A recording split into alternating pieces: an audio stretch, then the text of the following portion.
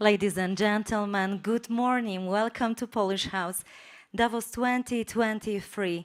Our ambition was to create a venue of important dialogue, business encounters, but also a venue that promotes Poland as a leader in critical discussions, raising questions about risks coming in the economy and also social and economic affairs. That's why in this house we are talking about the most important and strategic topics regarding energy sustainability, energy sovereignty, but also strategic investments in the region. Therefore, I'm very honored to welcome the Prime Minister of Poland, Mr. Mateusz Morawiecki, who will deliver a keynote speech before the first discussion panel regarding the strategic investments. Please welcome.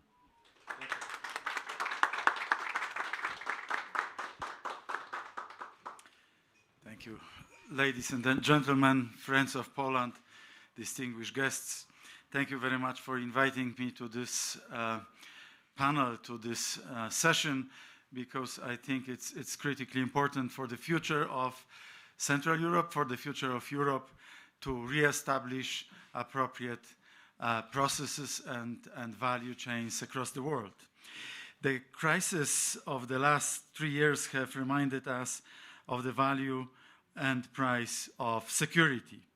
The war shook up the existing order based on peace, development, and cooperation, and reminded us of fundamental truth that including trust is the most important hard currency of the nowadays, and including this into our reality, or again, is our critical task to be delivered. The pandemic raised awareness of the need to shorten supply chains. The war confirmed the need of guarantee reliable supplies of raw materials and products. This is a time of great reshuffling, challenges, threats, but also time for new opportunities. It requires bold strategic decisions and wise investments, and this is the topic of discussion with many investors here in Davos. Now let me move to those challenges and opportunities. Supply disruption, or more often even supply reduction, is the main economic front in this war and the main cause of high inflation. What European markets need right now is calm and security. And these depend on a bold, a decisive, and above all, a coherent policy, a strategic vision of security and development. Shortening and regionalizing supply chains, supporting new investments in European transportation, energy, and digital infrastructure, as well as attracting high-tech investors, should be the cornerstone of the EU's new economic order. These investments are strategic not only for the development of the region, but also for European, not to say global, security. New geopolitical circumstances are shifting the pole of community of interests to our region. I strongly believe that not the Far East, but the east of the European Union may continue to be the locomotive of EU industrial development. Now, a couple of words about investment in this world, which is, as we see, full of new and newly invented protectionist measures. As a result of Russia's barbaric invasion of Ukraine, our region found itself in a difficult position. The most important goal must be to ensure security at all levels. Those who do not want to pay for their own army will sooner rather than later have to pay for a foreign army. This is why we strengthen our security big time and why we inspire others in Central Europe and in NATO to do the same.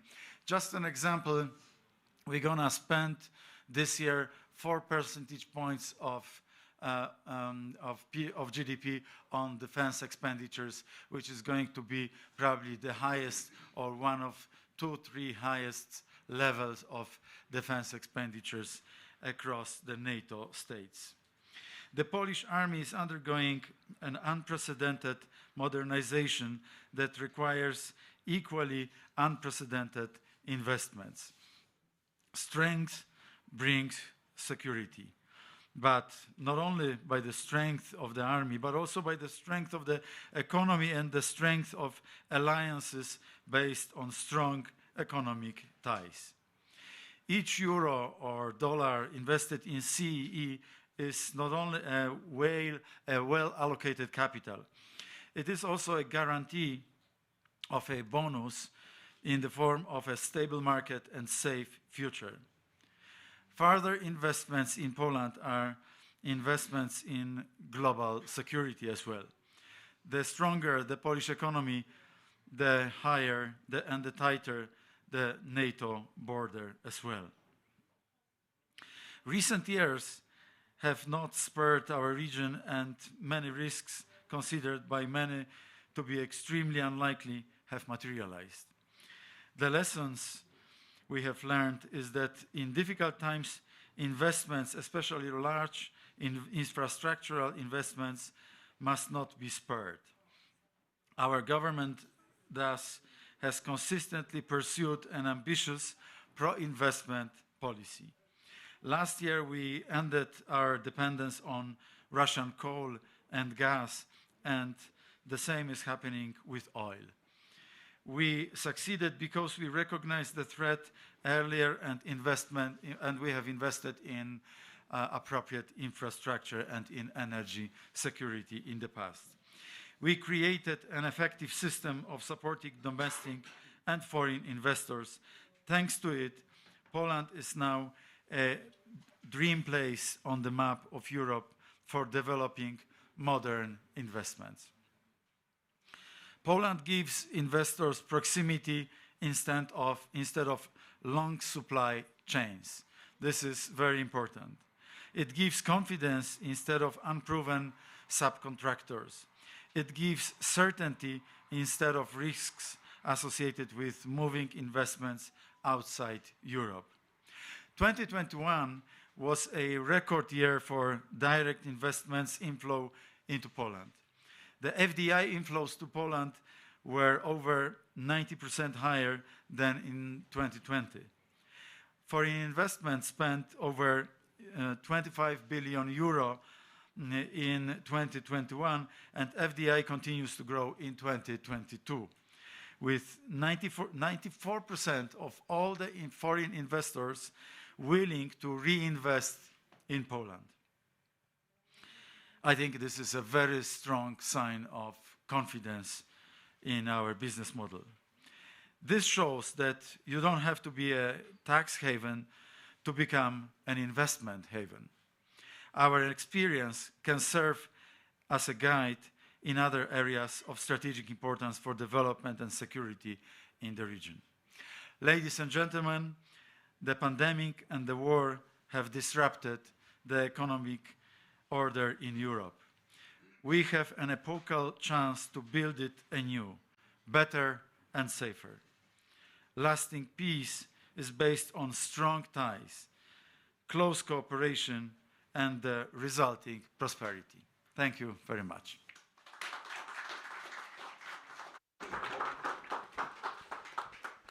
And Regulatory Affairs of the IBM Corporation, Mr. Roman Regelman, Senior Vice President and Chief Executive Officer of Security Services and Digital, BNY Mellon, and Ms. Christina Rapp, Market Unit Lead for Accenture in Austria, Germany, and Switzerland. Okay, Ms. Rapp is changed. Okay, Anna. Yes. Anna, please join us. We are so honored to have you, Ms. Anna Bukal, senior, previous Deputy Prime Minister in Romania and Minister of Defense. and justice. Okay. Okay, I think we Okay. have it clear Okay, now. we're good. We're good. And We're good. very set. Guys, sit down, sit down. Ladies and gentlemen, please. It's Davos. Everything gets mixed up. Everything gets moved. Thank you so much for coming. Mateusz talked about trust being the hard currency. I think, frankly, reliability, everyone being here at 8:30 in the morning on the Wednesday of Davos is good work. Thank you so much. We have a large panel, distinguished panel. I don't want to take up too much time. Thinking about this panel in advance, it struck me how quaint it was that 2 years ago we were worried about a ship in the Suez Canal destroying global supply chains. How innocent that world was. That could have derailed everything. Have people thinking about how we got to shorten supply chains. Now, of course, we have a war in Europe. We have a trade war with China. We have efforts by the EU to make that trade war harder. I think Europe's been much more dovish than the US on China in the last 5 years, and now we're seeing the Europeans swing behind the Americans on that. So lots of risks out there, lots of reasons why countries like Poland and Eastern Europe in general have a leadership role to take. As I said, I don't know very much. These guys know a lot, so I'll let them do the talking. Pavel, I'm gonna this Pavel. I'm gonna go to you first. Yeah, there's Pavels. It's good. Polish names that I can pronounce are always appreciated. Have you seen this? Obviously, Poland's been a destination for investment for a long time. I mean, I was in Poland 6 years ago. I remember this huge boom. Have you seen it increase over the last 2 years, 18 months, years, 6 months, as people have become more cognizant of the need to have shorter supply chains, supportive value chains? Well, the short answer is definitely. And set aside all the things related to the war. But if you take our bank, for example, we have been always focusing on supporting Polish entrepreneurs in reaching out internationally. And only in 2015 we were together with in 9 countries, and currently we are in 83, which is it's not us, is the Polish economy which is booming, but also on the investment and into Poland. Yeah, Poland have been consecutively for the last 3 years among the top 3 location destinations in Europe for FDIs.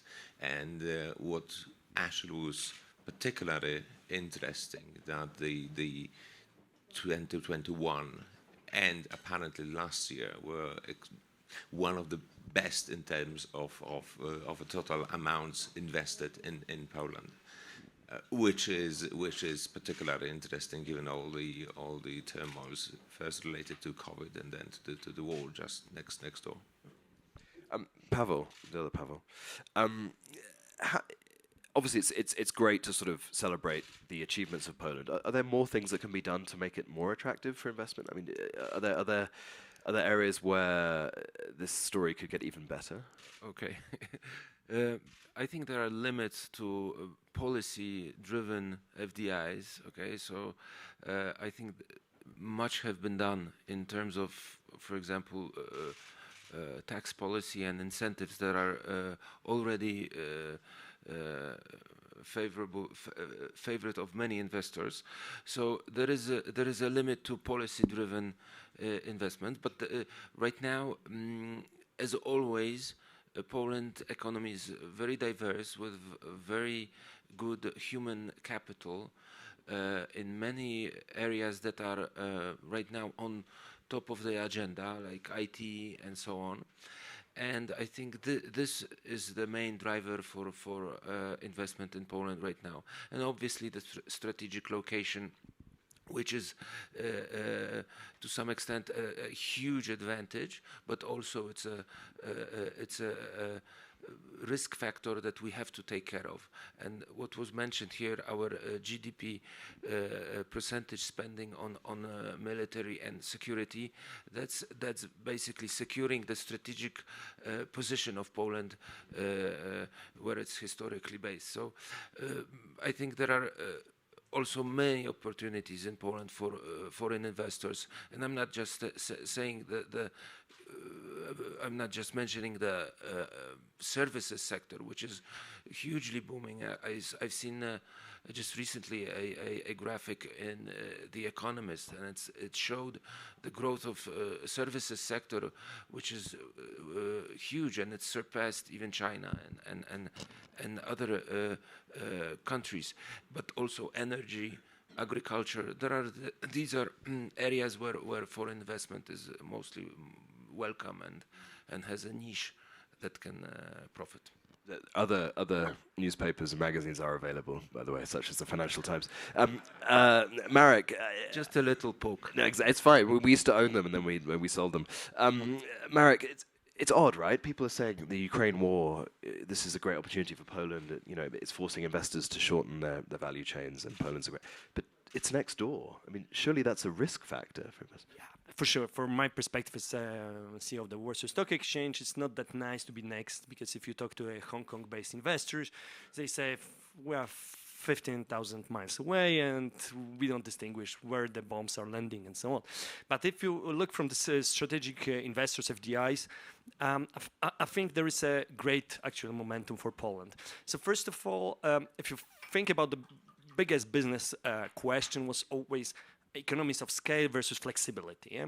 So either you have small sites in different countries and you have flexibility, or you have one facility in one country and you have huge economies of scale. And in the face of so-called deglobalization from 2010, actually GDP is growing faster than the global export. So we have retreat from the globalization. I actually, the flexibility gains the momentum. And this is good for countries like Poland or Romania, because we cannot have economies of scale like China, but you can have flexibility and quality and so on. You have great labor force and so on. And actually, this new phase of globalization with more emphasis on flexibility is extremely beneficial for this kind of countries with very attractive labor unit cost. So cost of labor divided by the productivity. Yeah. So in this respect, we perform well. And to your question, Ukraine, actually, it's a paradox, but security of Poland dramatically increased.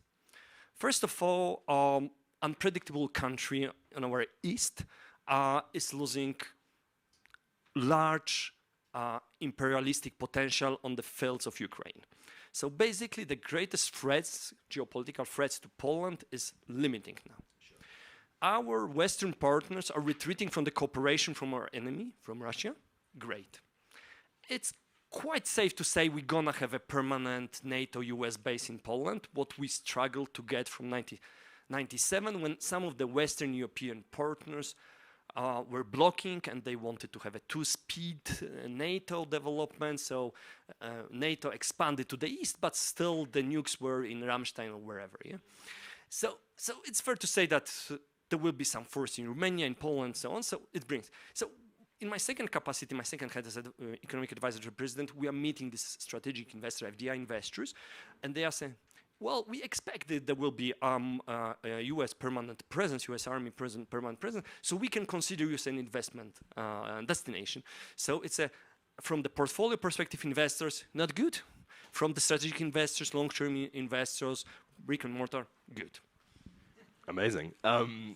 Chris, I'm keen to talk, obviously as a company like IBM, which puts money into Poland. I mean, how big can this get? We'd hit 400,000 employees this year. Is there a cap on it? Is there a ceiling? I understand you guys are going to increase your headcount this year. Like, how big could it get? I don't see an upper limit. The only real limit is the availability of skilled employees. And to Pavel's point, I mean, investment can be driven to a certain extent by policy, tax incentives and things. But in our industry, what really matters is the availability of a skilled workforce.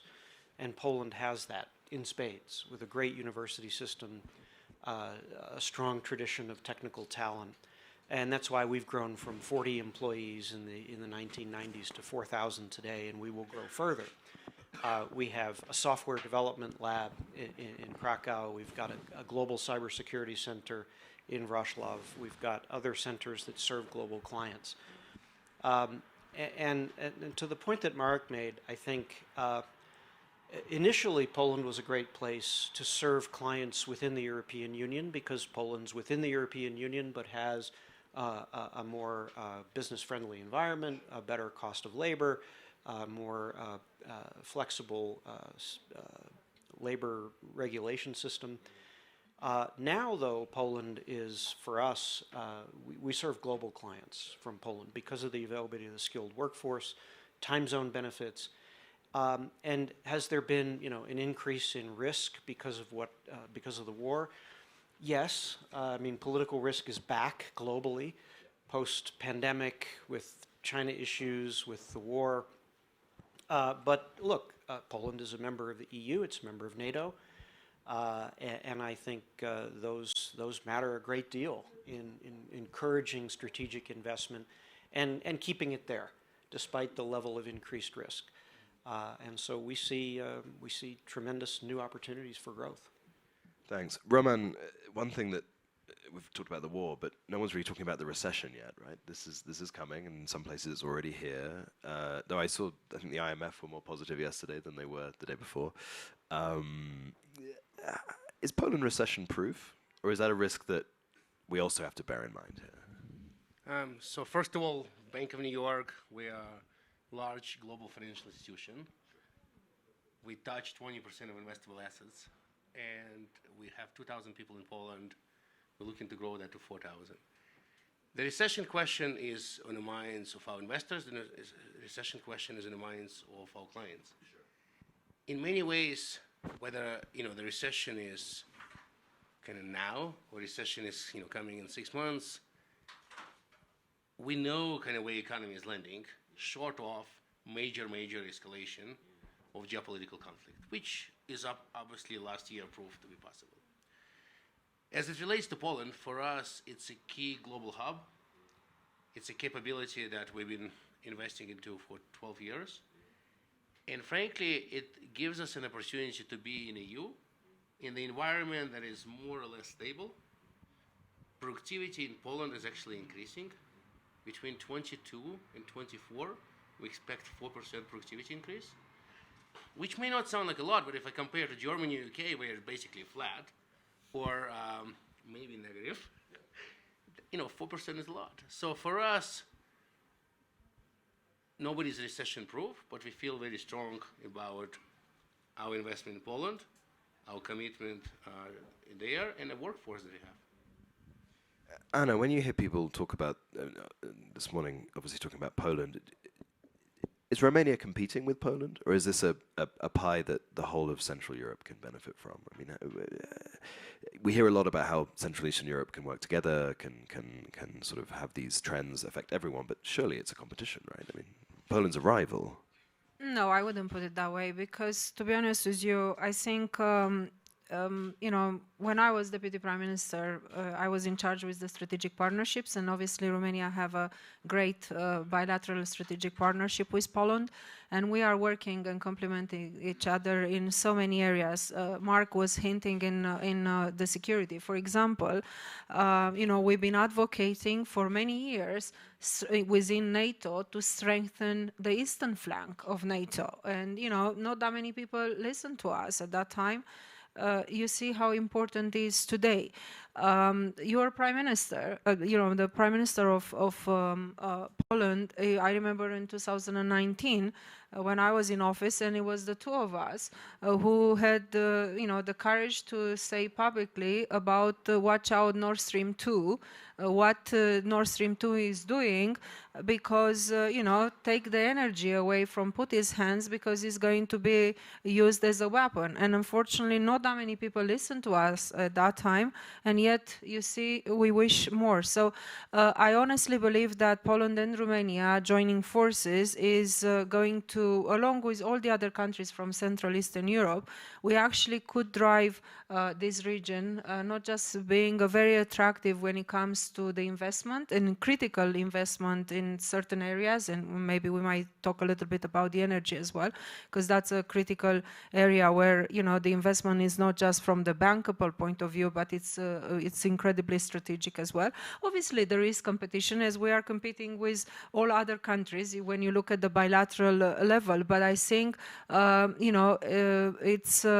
it's this strategic partnership in so many many levels and in so many areas where actually 2 + 2 can make 5. And I will end by saying, look at the EU in the European Parliament. Well, after Brexit, and I'm married to a Brit, so nobody is perfect, I could say that.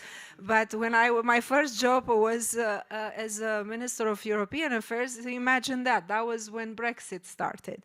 So, after the exit of Britain from the EU, actually Romania and Poland, if we join forces, we are the 5th and the 6th largest countries in terms of the number of votes in the European Parliament. So again, that's an area of cooperation where we could complement each other and pushing for the policies that are important not just for the EU, but actually are important for our region. And I will end by saying, coming back to the energy, why were we advocating so strongly? And the President of Poland, was behind the initiative of the 3 Seas initiative. That's another great initiative where it's putting Romania and Poland, right there with other countries in a wider region, not just from the Central Eastern Europe countries, but wider in the 3 Seas. But why were we pushing and alerting about the energy being weaponized? Because we understand how other neighbors behave, and we understand this region, and I think it's time that our voice should be not just heard but listened to as well. And there Romania and Poland in partnership could actually do wonders. I totally agree. And sitting in Brussels every day, you're absolutely right, but you're correct. People are listening far more to the Eastern members. There's been a realization that French and the Germans were wrong in their, not to hijack this debate, but yeah. But just to say one more thing, because Mark was hinting it and all the other colleagues, Central Eastern Europe has a great talent. We were talking yesterday in one panel about the skills and the talent that it is in our region. And I think we reached that point with the help of the investors and private investors and right policies to really try to address the brain drain that we were facing at the beginning. Yet we are still having that, but it's not as worse as it was a few years back. So now retaining the talent in our countries, actually Romania, Poland, and Central Eastern Europe, it could be a hub for a lot of investments. And actually, from the Romanian point of view, I mean, we could be the gateway between Asia and Europe. Thank you. Roman and Chris, I'm keen to just quickly get your response. I mean, Marek was talking about how the war has actually made Poland safer. Is that how it's seen in boardrooms in New York and Frankfurt and other places? I mean, is the fact that we're going to probably get an American base finally. Poland got the Americans, Romania got the French. Don't hold it against them. We have a De Veselu, a permanent base as well. I'm sure they're both great, but I know who I'd rather have. It's not competition, as I said, it's complementing. Is it something that you think it makes Poland stronger? I mean, geopolitics is obviously on the mind of any investor. And, we had this question, no doubt. 2,000 people growing to 4, we're in a company of 50,000 people. That's a big percentage. But we made a very clear decision. We feel comfortable with where we are. We're doubling the workforce. We're providing kind of humanitarian assistance. But we feel, very sound about this investment. Poland is in the EU. Poland is in NATO. Short of something very major, which will affect the whole world in a big way, the scenario we don't predict, we feel very comfortable kind of where we are. And for all the reasons, that everyone talked about, educated workforce. In fact, we are opening a branch, which is a front office activities in Poland, in other commitment to the country. I would say, we have a corporate risk committee that looks at countries all over the world where we have investments. I sit on that committee. After the war, I'll give a specific example. I mean, the countries on the border went from green to yellow. simply because, particularly in the early days, you know, who knew what might happen, where might it stop? You know, a sobering experience was when the Russians were, and still are, you know, in the nuclear facility in Zaporizhia. You know, I looked at maps of, you know, if something were to happen there, where would the fallout go, and, you know, weather patterns, and how would that affect our facilities in Poland, in Romania, in other places in Slovakia and Czech. You know, you have to look at that. As I said, political risk is back. You know, 5 years ago, corporate risk committees were not looking at, you know, nuclear fallout maps. Now they are. But I would agree with what Roman said. At core, you know, are we still planning to grow? Yes. Why?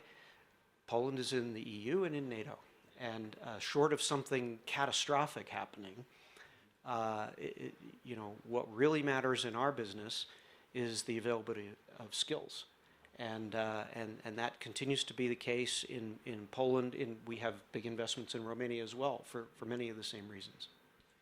Pavel, when I was in Poland, everyone was talking about outsourcing. Now we're talking about global value chains. I mean, that's more than just words, right? This is about changing the way you approach business. I mean, have you seen that through the way your investors are talking to you in terms of Poland as a destination? Questions I always have to answer, definitely.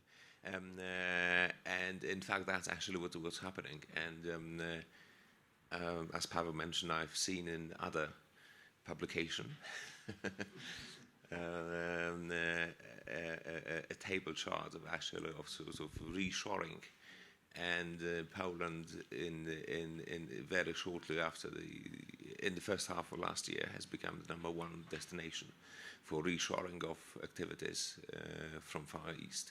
Actually, it was about 25% of all business that was relocated to Poland, exceeding second Germany, which was about 19%. So definitely yes, but I would also take on what Anna said about the potential. It's Poland, but it's the region, and the region has built up so much of a backlog because of the Iron Curtain. So if we would be able to accelerate removing all these bottlenecks on the economic potential and exchange within the region, that would give us a tremendous potential, tremendous kick, if I say, to the GDP development in the EU as a whole. What are those bottlenecks?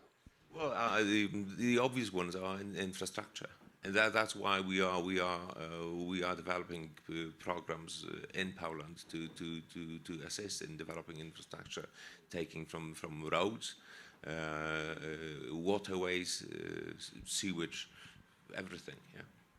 Would you agree with that, Pavel? I mean, do you think that is what investors are keen for, the infrastructure bottlenecks to be removed, or is it something else? Well, infrastructure is sine qua non for any type of investment. If there is going to be an advantage to shorten the supply chains, infrastructure has to work. And I agree that it seems that we have not overdeveloped, but we have a developed road network, and rail network is still. It still needs to work. So definitely the new investment in the hub, in the new airport, CPK, is even though its main attraction is the airport itself, it's actually a hub for rail transport. So I hope to see that, and obviously rail is supposed to be cheaper and less strenuous on the environment, and it will have an advantage. I just want to make a side note on your comment with Poland going from green to yellow on your Excel sheet. We are from a generation that survived Chernobyl, so we can take Zaporozhye. You know. Hopefully, it will never happen. It's a huge risk for Ukraine and the region, but hopefully the reasonability of those guys is good enough for that not to happen. Just completely, just it comes to me. Do you think Poland's still yellow, or do you think almost a year on into the war we're back into green? That Poland actually is just as safe as it was before? I think the world actually become yellow. So, No, but if I could address a little bit about the nuclear, because I think we ought to be a little bit more careful about nuclear talking when we talk nuclear in general, because until still people are saying nuclear as being the bow in the room.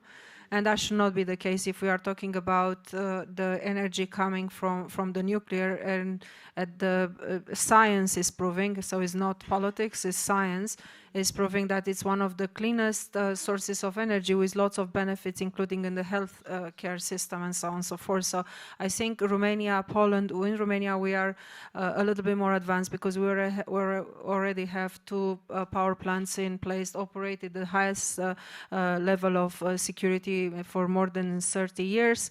Now, well, I should go back a little bit and say that since 1960s we were very courageous in going with the North American technology, CANDU technology, when everybody in the region was having pressure from Russia to go with their technology. We are building now 2 other plants, and Poland is advanced, including on building the large scale, but as Romania is the first one to deploy the first SMR in Europe, and Poland is making the same. So I think, yes, there is a worry about nuclear generally. That's why we need to be very careful and very alert and very determined to take the energy away from Putin's hands and likes, where it could be used as a weapon. So I just wanted to not have that, because we've been working hard to really put the nuclear source of energy where it is. And, yes, the danger is there, but, we need to, that's why the unity and the solidarity, not just in our region or in EU or all over the world, is so important. But I just want to go back to what you were saying in terms of our region and some bottlenecks. I think unlocking the talent that it's in our region, it's so important. And the talent is not just in terms of the human resources, but the talent, it's about the perception of the region. And that's why, just portraying it as a safe environment, not just for business, but for a place to be and live. And it's a good quality of life as well. Just on the I mean, I live in Belgium, right? I love nuclear energy. It's wonderful. Like, I think Belgium's the only country in the EU that has lights on the motorway at night, because they have so much power, they have to get rid of it. Marek, we haven't really talked about China very much. You mentioned Hong Kong, people talking to you. I mean, is that something that you think is on Poland's radar in terms of another opportunity here? That this, von der Leyen said yesterday 98% of rare earth materials in the EU come from China. I mean, that's extraordinary. It's far more than we relied on Russia for energy. Obviously, Poland can't just find rare earths tomorrow, but in terms of shortening those value chains, is China the next big thing? For sure, yes, but the primary destination, as far as I know, for US companies is Vietnam. Yeah, that's the greatest beneficiary. Because what we talked about, in my first intervention I mentioned the deglobalization, but we have also a wave of reglobalization.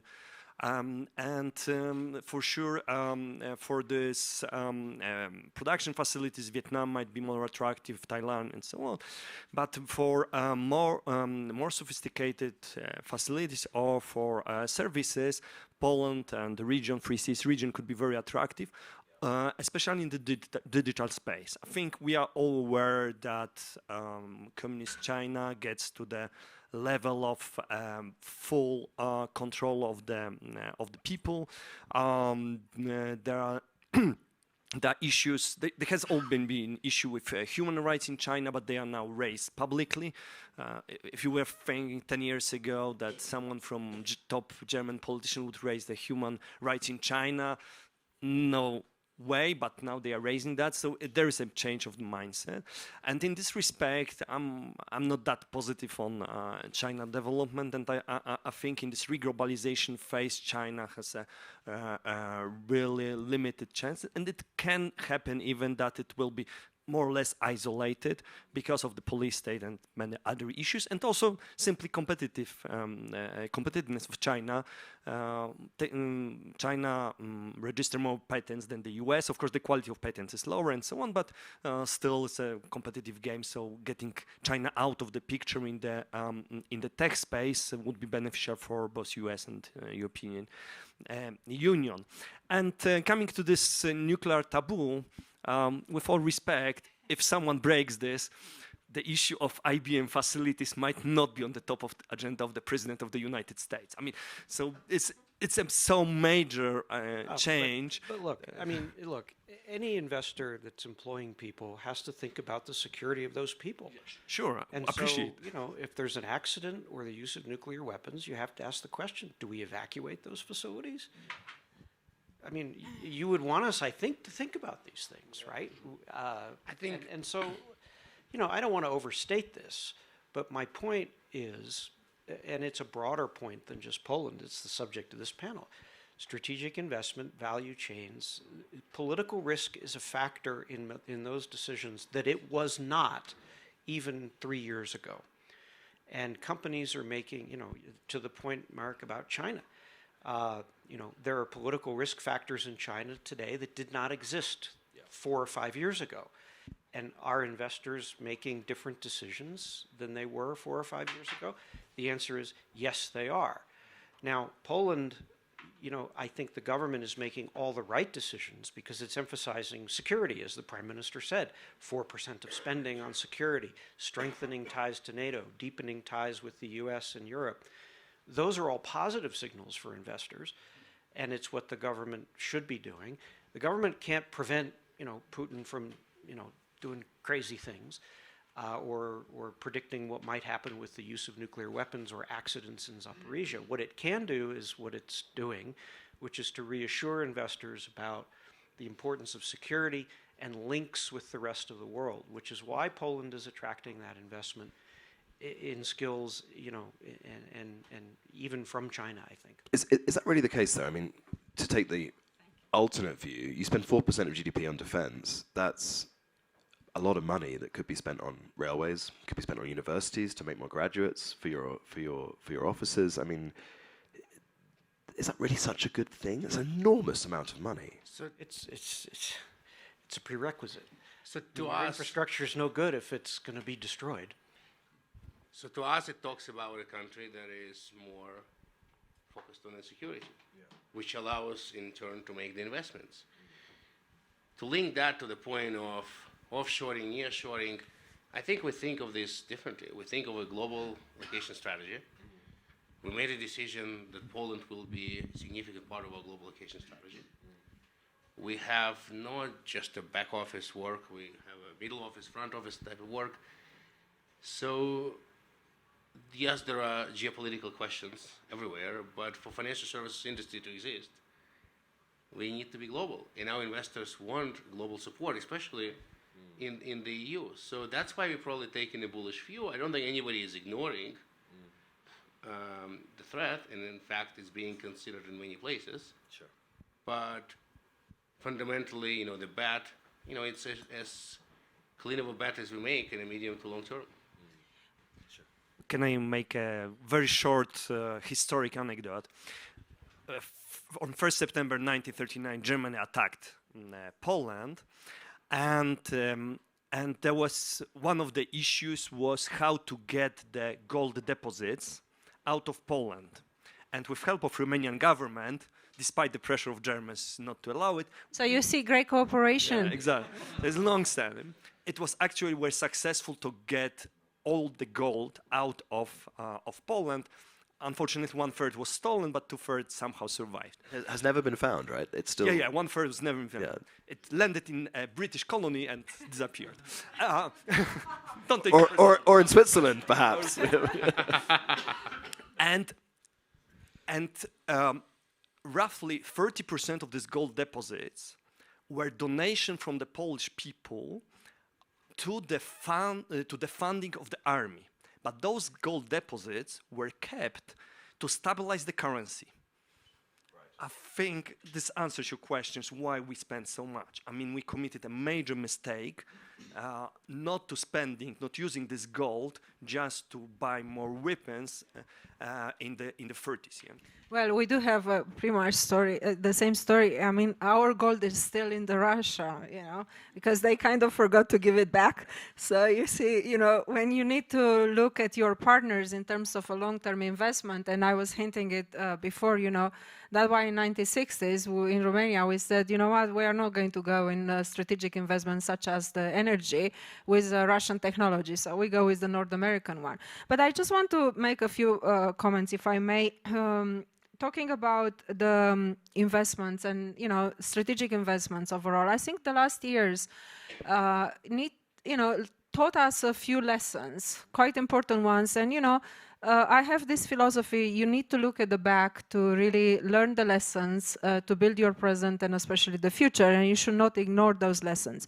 One lesson was about the security chain, okay, the supply chain, having that chain of supply being secured in terms of the goods or in terms of other, other type of not just investments, but practically the different type of goods, from the first mask, protective mask, to all the other pieces. So investing in our region and investing in key areas such as the nuclear energy or the energy projects, that are from the renewable, whatever. But I'm saying energy because energy is not just economic, but it is security as well. Okay, and it's my belief that Poland and Romania together could be a serious exporters of energy security in our region and beyond our region. But investing in those areas of being so strategic, actually you develop a domestic supply chain, and you are securing that. So, you take away something else from China, because another lesson, in my opinion, is we need to be careful not to eliminate one dependency and to replace it with another one. That's a quite important aspect we should be really considering when we look at our investments, especially key investments in certain key areas that are so strategically important, including from the security point of view at the national level, but at the regional level as well. Pavel, Anna just mentions the pandemic, which we sort of gloss over now. We have a war. I mean, I have colleagues that I don't think have ever been to the office since the pandemic because they work from home now. How much of that is a threat to Poland as a destination? Because if you could employ people globally, they work from their bedrooms in their pajamas, why do you need an office in Wrocław or Krakow, Katowice? Well, I think it's fair to say the pandemic changed the way we are looking on how the people are going to work. Of course, not in all industries, but in many. We believe in our bank that there is a lot of value added when people actually physically meeting together and working and developing. But on the other hand, the world has changed, so we now provide for two days of the week that people can work from home remotely.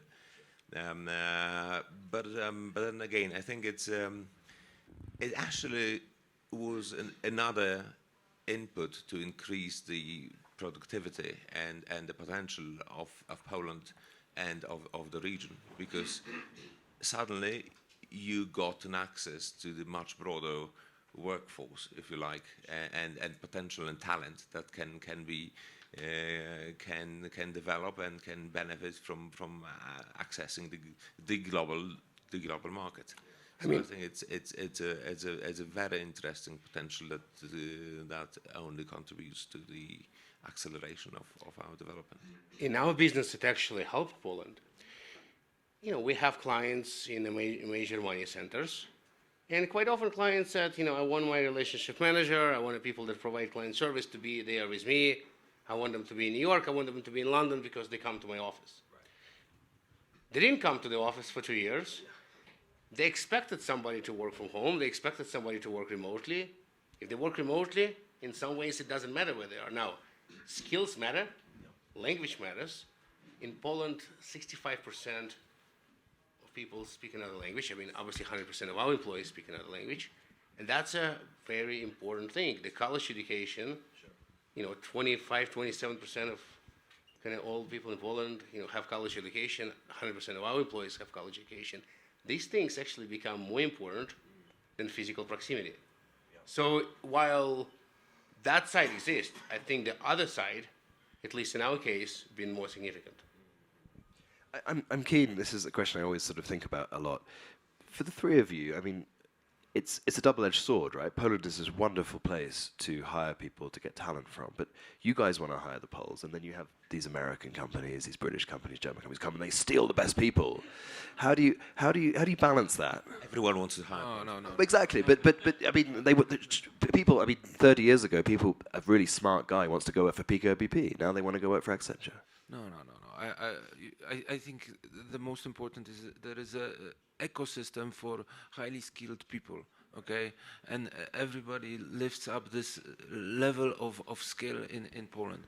I come from a US company, you might heard of it, it was in the news some years ago, it was called Anderson. And this is where I got my skills from, even though it went bust. But so you exchange competence and you exchange people. So I see it as an ecosystem. Obviously, there is a competition.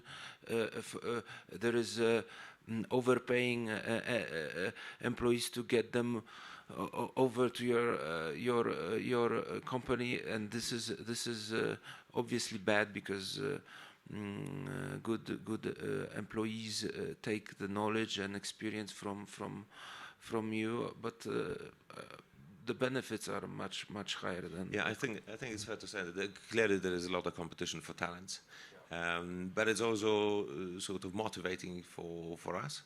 Because we have to develop, to bring to the table something. We are, regretfully, we are not the best payer on the market, but we manage to attract the top talents to work for us, and that's why I think it's a lot of this added value. People like working for BGK, because we are doing exciting things. But if I could just say.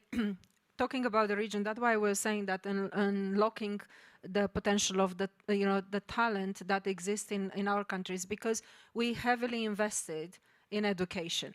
Okay, during the communist period, education was being seen as your card and your way of getting out. But I think it's that culture on investing in education, because in the end, we've been talking yesterday, I see Professor Martin here, he was moderating a panel about the skills and investing in education. I mean, it's the best wealth you could give to your citizens, to your kids. So, it's great that there is competition to attract the talent, but then it is up to you as a society and up to you as companies to keep that talent, not to be going to somewhere else. Because, not in all cases, and especially with the youth now, if you look, and I have, my son is now finishing university and is looking obviously to go to find himself a job. And it's not necessarily to go to the job that is paying him the highest salary, which it might have been the case 20, 30 years ago. I'm a journalist. Don't worry, I understand that whole thing. Well, we do need people like you as well, But it's about that balance, and it's about the career path that you are being given. So I think for our region, that's why I have so much faith in our region, with Poland and Romania driving our region as well, because you have so much talent. But we need to be wise to release that talent and to actually, the potential of that talent, but likewise to really keep it and not to have the brain drain, as I was saying earlier, that we faced. That was a serious phenomenon that we face as countries and as region in the early 90s or after the EU accession, which, I'm not, and I want to clarify, don't want to get me wrong, the EU accession and NATO did us tremendous good, and we are saved as a region and as countries because of our membership to NATO. But, addressing the brain drain and being wise and smart to keep that talent in your companies and in your society, I think it's one of the ingredients of success for our region. Short anecdote how the spillover effect works. A few years ago, we decided to design and develop and program our core trading system in Rust technology. New technology, niche technology, very efficient. We hired people from London, we hired experts and so on, and we had this Rust technologist also on board. 2 years later, Google decided to invest over $1 billion in the R&D center in Poland, and the task of the center was to rewrite all the Google technologies in Rust. So immediately they still, inverted comma, 17 people out of 40 people team of programmers. We were, of course, disappointed. But since then, the Rust community, the people who are experts in Rust, increased so dramatically in Poland because there was a brain gain, actually, and not only from Ukraine, but people from around, literally around the world, also from India, were coming because they knew that, they realized that there is a Rust hub in Poland because Google is hiring, we are hiring, and so on.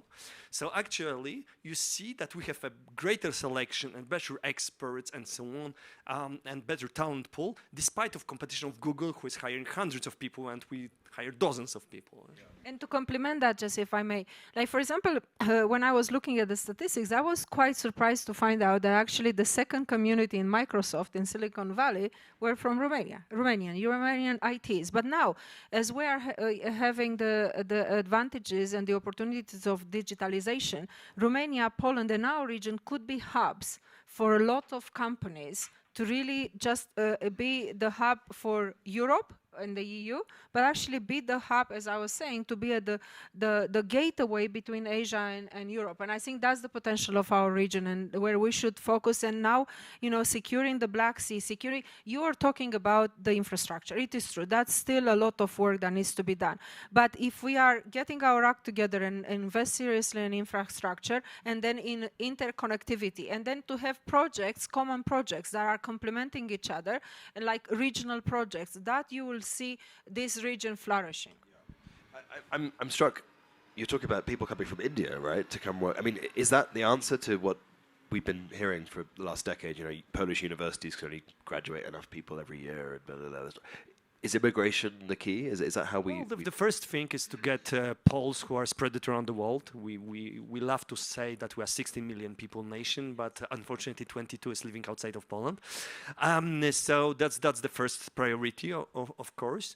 We have also great opportunity to integrate, and it was long before the war of Ukrainians into Poland. We have now a wave of Belarusian, especially IT experts who don't want to fight against Ukraine, so they are flooding into Poland, and also cultural proximity is an advantage.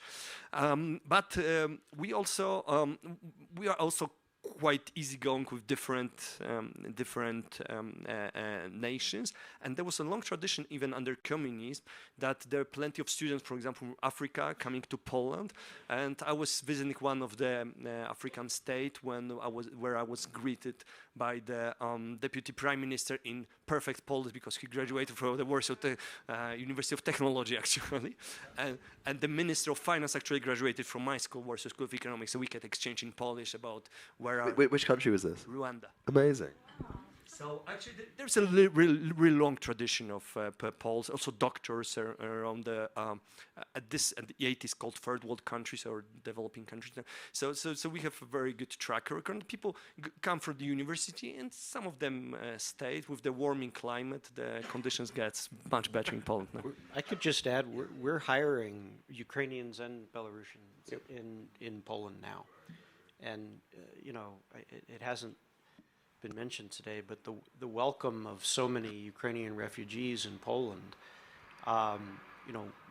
what, I mean, compare it with the influx of Syrian refugees in Germany, you know, and that didn't go so well. This has gone really well.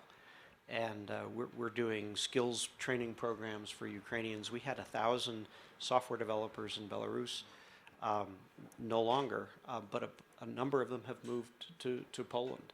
And again, because they want to try to get into the universities, they want to do training programs. The country's been amazingly welcoming to these refugees, and they feel safe. And so it's, you know, from the 4,000 to 6,000 that we think we may grow, some of that will be immigrants. And so in your opinion, it'd be great if they stayed. They weren't refugees, they were actual full migrants, they settle.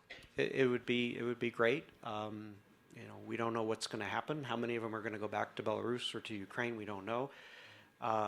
When eventually there will be Ukrainian reconstruction, Poland will be the hub for that. I have no doubt. No, I completely agree with that. And in fact, obviously it's hard to think of that now, but this is an opportunity for Poland to actually, you know, develop, you know, pretty significant country in population right kind of next door, and build on their workplace and, you know, their education, which also has a great tradition, and integrate into, you know, Polish economy. I'm struck, it's fascinating as a journalist that nobody's mentioned domestic politics yet as a risk, and there's obviously an election coming up. There's a lot of politics going on. Is that a reflection of the fact that everybody in Poland is on the same page on this topic? That whoever is in government, actually the policy is exactly the same.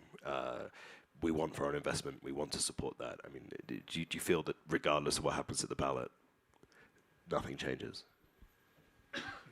Sorry, I realize that's a hand grenade, but please, somebody can let it explode. I mean, Polish politics is very stable actually for the last 500 years, because we started parliamentary story over 500 years ago.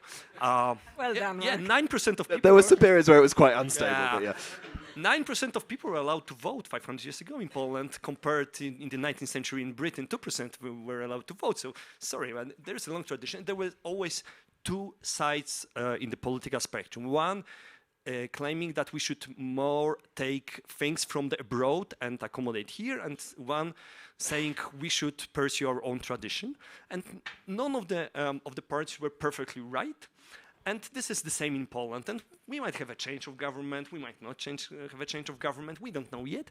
But actually, in the foreign direct investors, especially US ones, I mean, people are quite on the same page.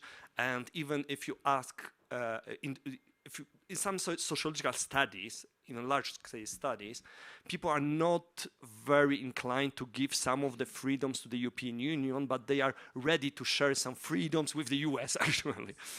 Second is Britain, by the way. So actually, the perception of U.S. investments is absolutely across the political spectrum. Even in the extreme party, you never raise an issue here, and foreign direct investments were never been impacted. When we want to repolonize banks, we have not nationalized them, but bought them out. Simply, so those not cases. So Polish politics is quite stable and.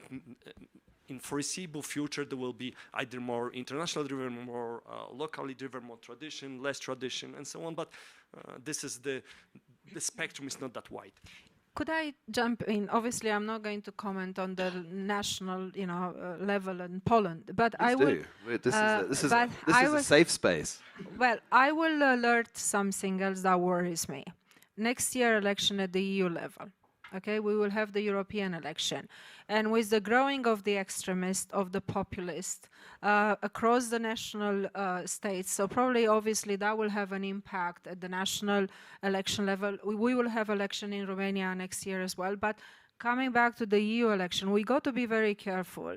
And that's why I do believe in courageous politicians that will have the guts sorry for the language, will have the courage to actually say the realities and try to educate. And here, people like you, the journalists, the serious journalists, are playing and are going to play a major role, because it's not popular to say the truth, but it is the, you ought to do it. I was in the battle with the taxonomy.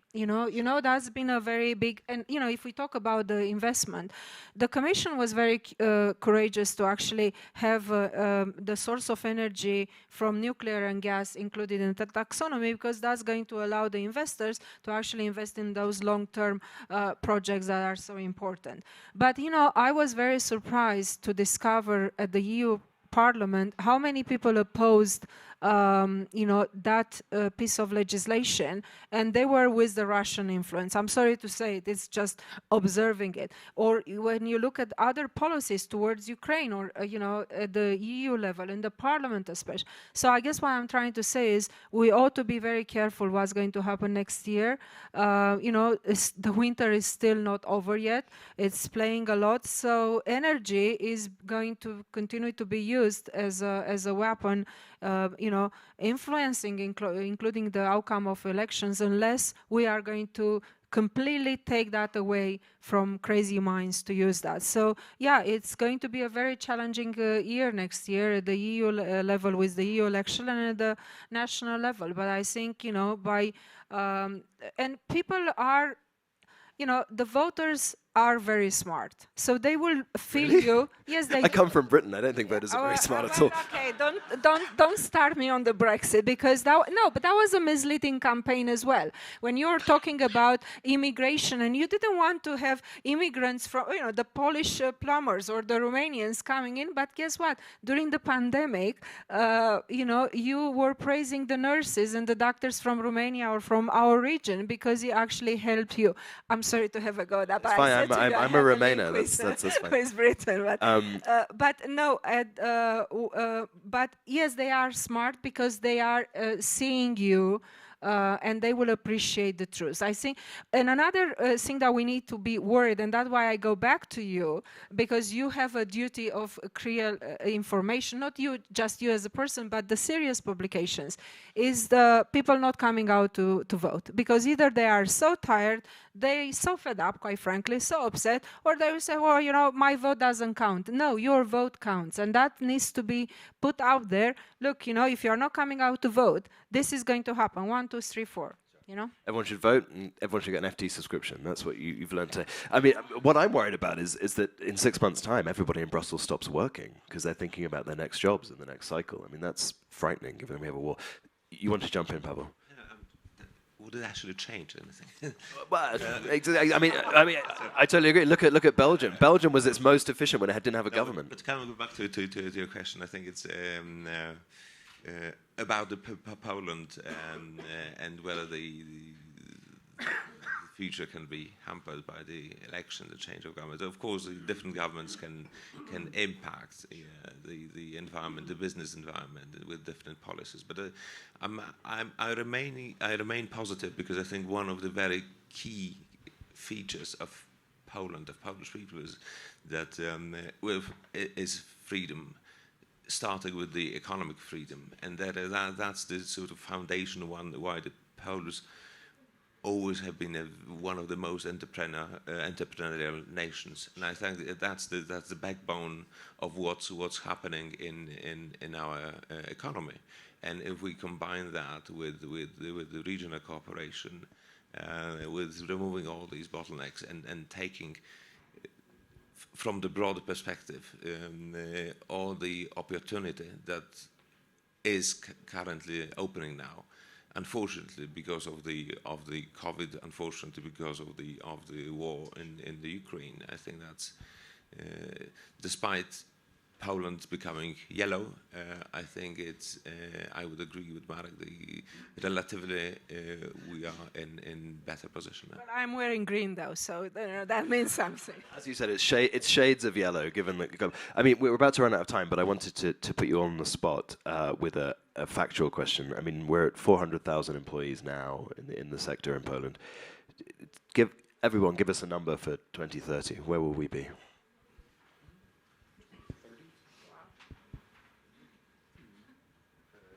We're at 400,000 employees now in Poland in the global value chain industry. Where will we be at 2030? Could we hit 600,000? Easily. They were bullish. A bullish panel. I would yes. Agree. I would agree. But that involves every single company doing what you two are doing, which is increasing by 50%.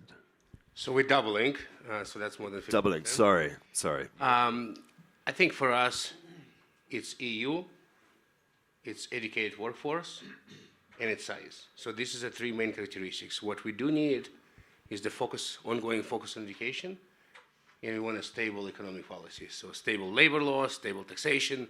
If these things happen, if these things stay in place, we're quite bullish. I would just echo that. I fully agree. It comes down, again, we've been talking about security, we've been talking about, it comes down to the fundamentals, skills, infrastructure, integration into the economy, and those are very strong in Poland. They've been strong in Poland across many different governments over several decades. And there's no indication that that will change. And so in light of that, I think, 600,000 is very achievable. And if I could add, as a region, predictable policies that will help the middle class and the entrepreneurs, which is the heart of any economy, with good journalists like yourself, that will put the light. Really putting me on the spot. Now, I am. All up to you. Because but hear me out. You need to put the light, or help us to put the light on our region, because sometimes there are misperceptions, or people are not understanding our region and not understanding our potential. And sometimes, people are a little bit lazy in getting to the substance, and, they just read the headlines. So that's why people like you could actually do a tremendous good to our region, because allowing and seeing our region for what it is. And then, the success stories of the companies, as I said, this is a unique combination that I have, we will meet in 2030, and we will look back, what we were saying here and what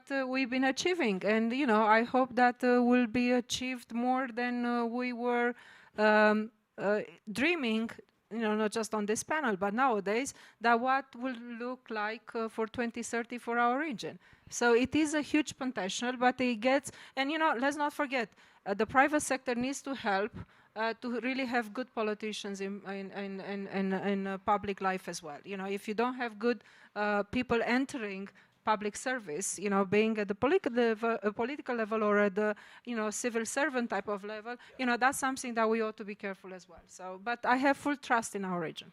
And also you should look at the value added per employee. That's changing enormously. I have so many investors coming in that we want to go into R&D, into really core processes in Poland. And that's the major driver, of course, of the salary increase and so on. And that creates a vibrant ecosystem.